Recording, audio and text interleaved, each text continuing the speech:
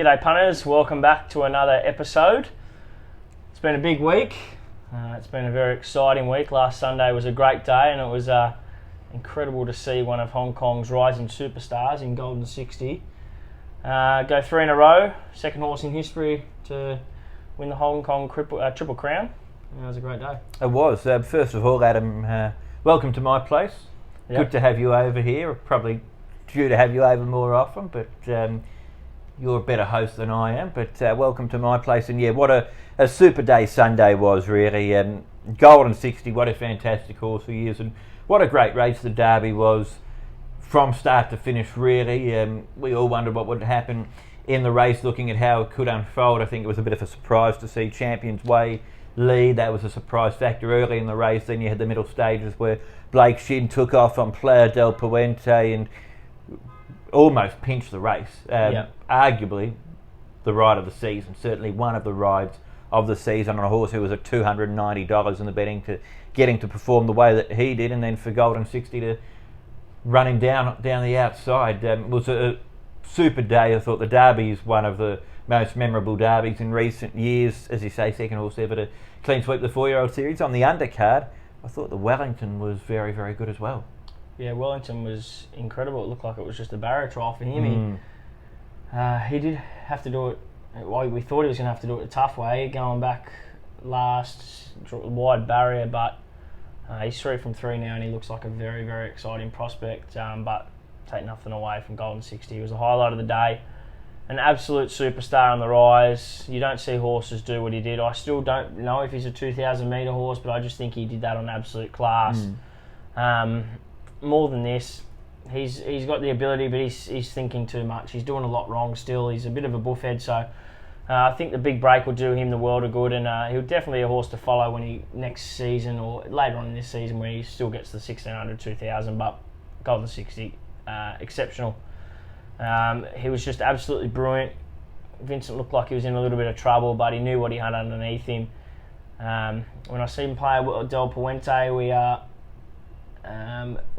gave him a little push in our podcast last week. He wasn't, as I said, because I was surprised he went around. Like, he was a better chance, I thought, than the best part of 300 to 1 is concerned. Yeah, definitely. It was just the market was taken up so much by the first 3 in the race. So, but he kicked. Brilliant ride by Blake. He deserves a massive pat on the back.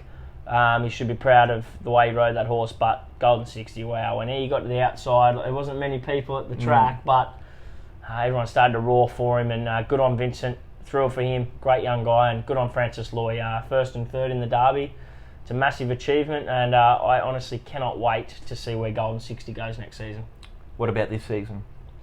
I don't know what they're going to do with him. I hope he has a good break, and you know what, if he is doing very well while he's having a break, just keep him there. I hope that we see him fresh next season.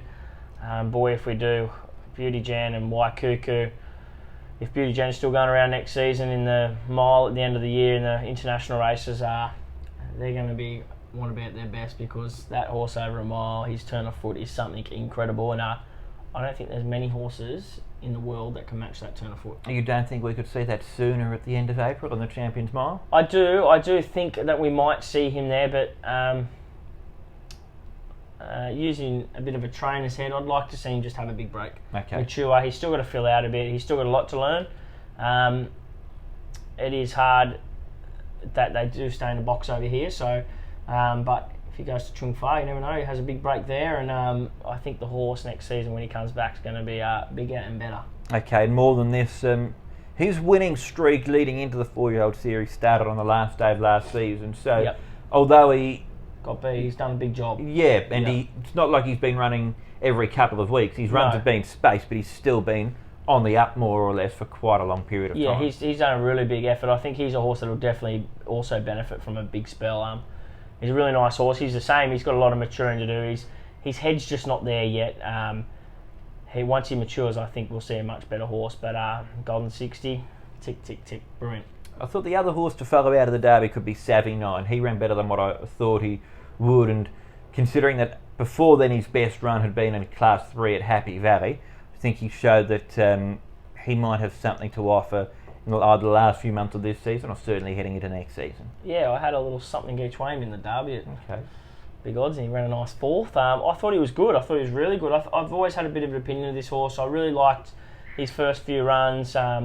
John Moore's always had an opinion of him. I remember Lyle Hewitson rode him on early in the day and early in his career, and he said, he's a nice horse, he just needs time. And watching his replays, he was a horse that was winding up late in a few of those runs, and he looks like he's a horse that's going to be definitely going to get over further. He looks sound, he looks like a happy horse. Don't know where he goes next, but he's a really nice horse, and he's another one that'll definitely mature from a nice break. Okay, so that was Derby Day. Wednesday night, I guess the main news for mine is that Zach is now in front, Zach Purton, in the jockey's title here in Hong Kong, but only by one. Only by one, but he was behind by about 16 or 15, so he's done an incredible effort to be leading by one. He's riding brilliantly. We did say probably 3 weeks ago we were down having a bite to eat together, and we said Zach just hasn't had one of those days yet. The next day he went bang, bang, bang, bang, rode 4, and ever since then, this month of March has been incredible. We've still got one more day left, and which is on Sunday. He could ride another 3 or 4, and I wouldn't be shocked if he rode more. So this month's been a huge one for Zach. He's riding brilliantly, and he's just starting to put the pressure on Joe now. You don't want to be in front necessarily of the 800 metre mark. My point being, Zach could go on and win.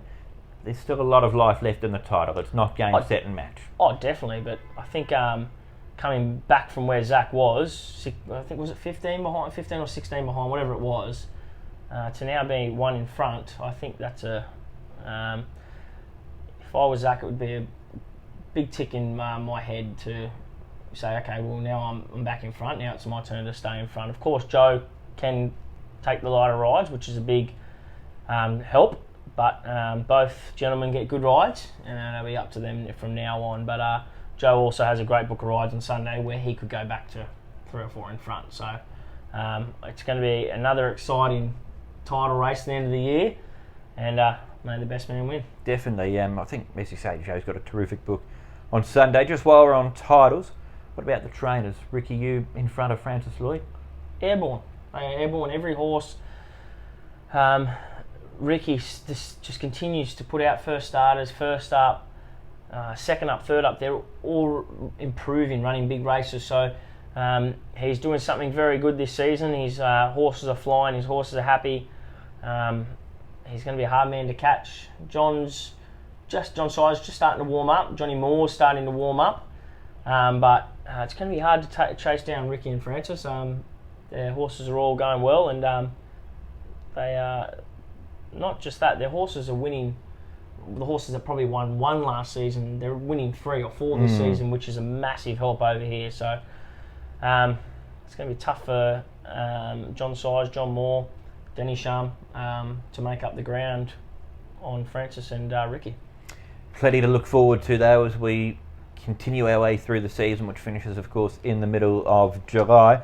But on Sunday afternoon we've got 10 races coming up at Sha Tin. Highest class race is the final race, but let's start on race book order, and we'll start off with the first class 5 over 1400 metres, slightly earlier starting time of 12:45 Hong Kong time because we are incorporating the Takamatsu Kinnan from Japan into our card.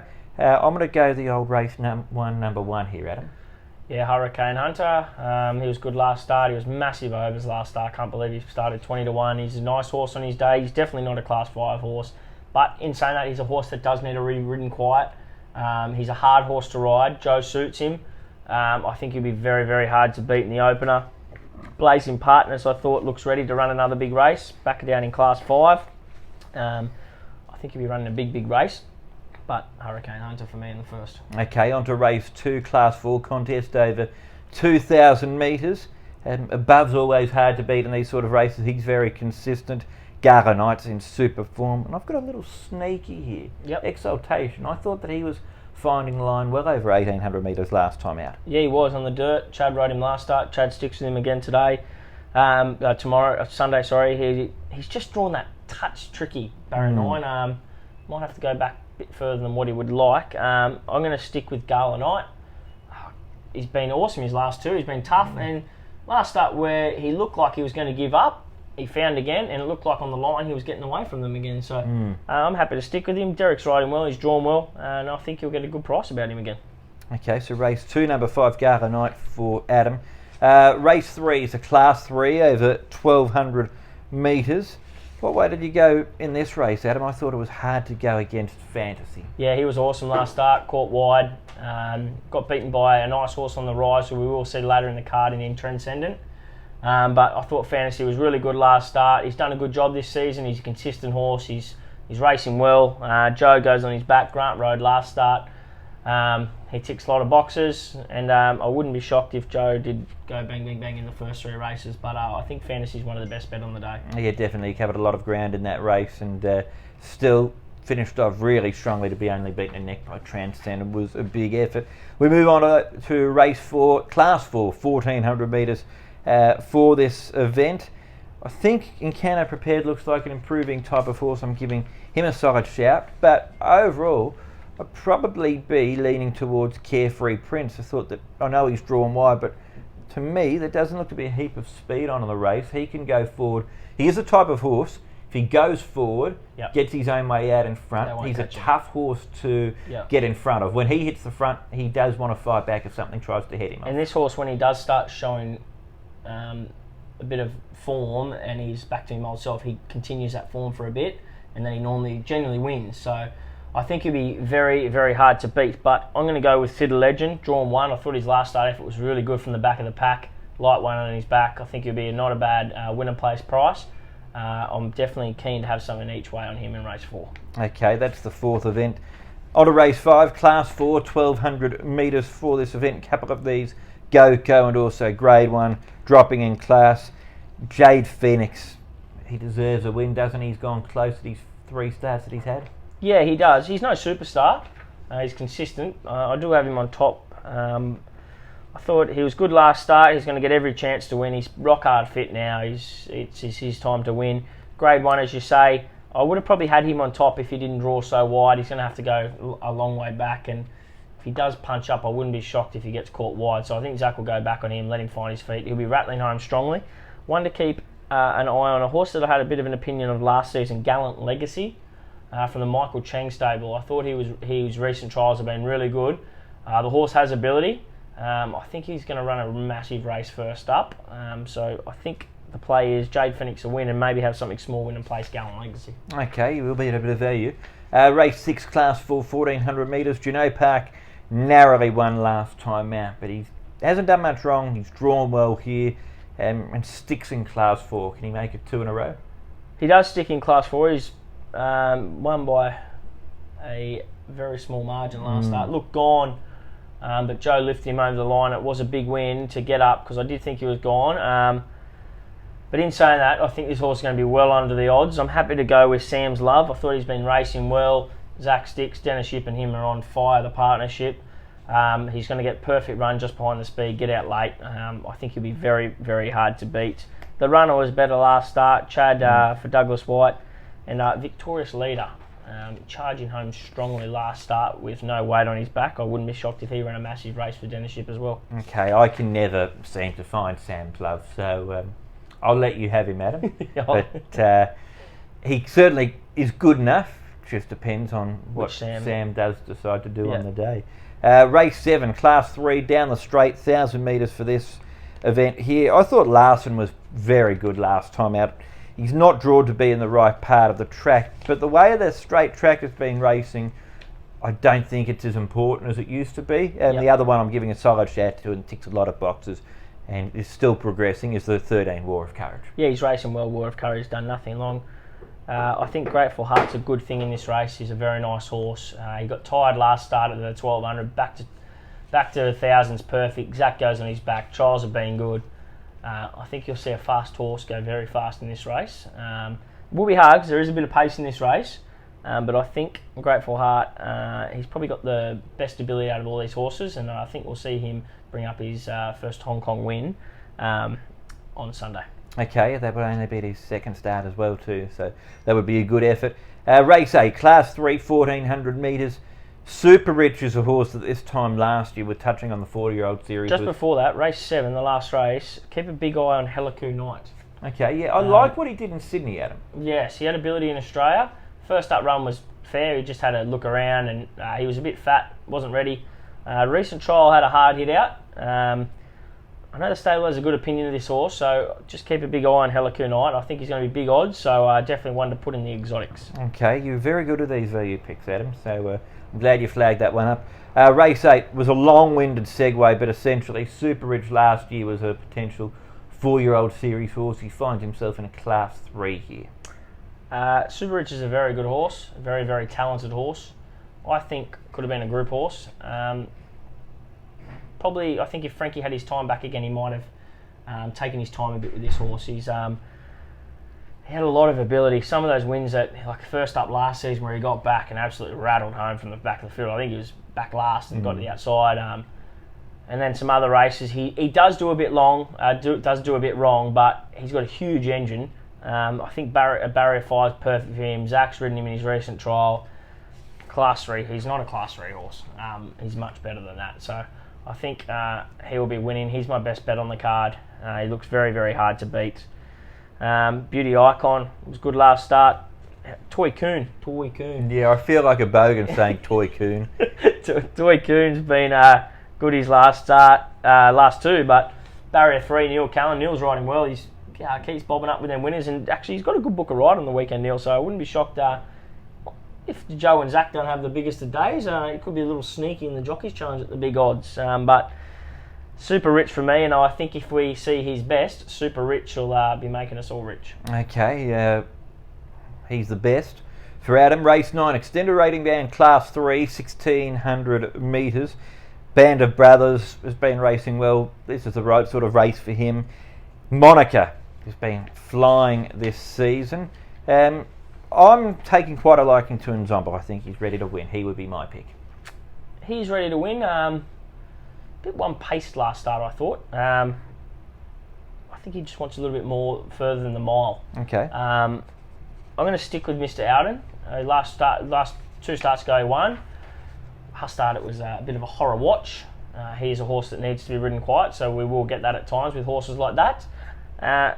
Wagner Borges, we haven't seen much of him, but I think Wagner has a very good set of hands which will really suit this horse. He'll get him to relax.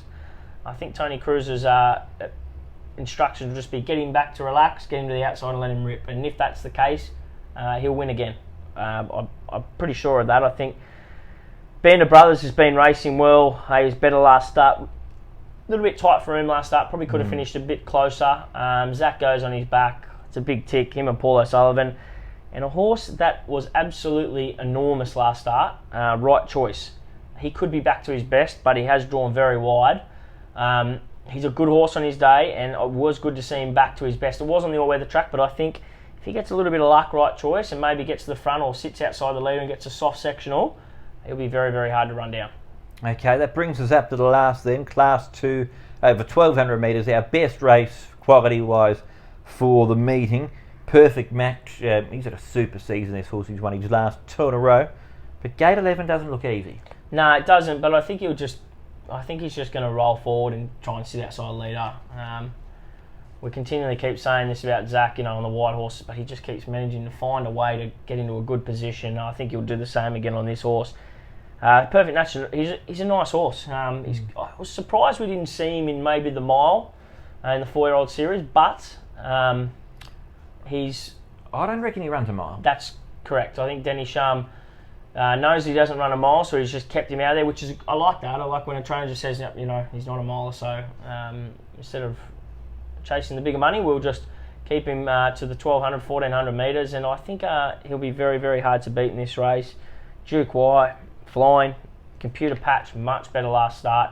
Very nice horse. I still think next season we're going to see a better horse, but he can run another huge race. And of course, Transcendent was a very, very good first up. You don't see many horses from overseas win first up in Hong Kong. It was a big effort. Chad gets the ride. Barrier 1 ticks plenty of boxes. Definitely. I can see tactically Zach getting onto the back of a horse like Speed Vision, who's drawing his immediate outside. and just using speed vision to come across and potentially settle second. Depends what's kicking up on the inside, but he has got that speed horse to hopefully drag him over. Yeah, definitely, I agree. I think he will. He's a quick horse, speed vision.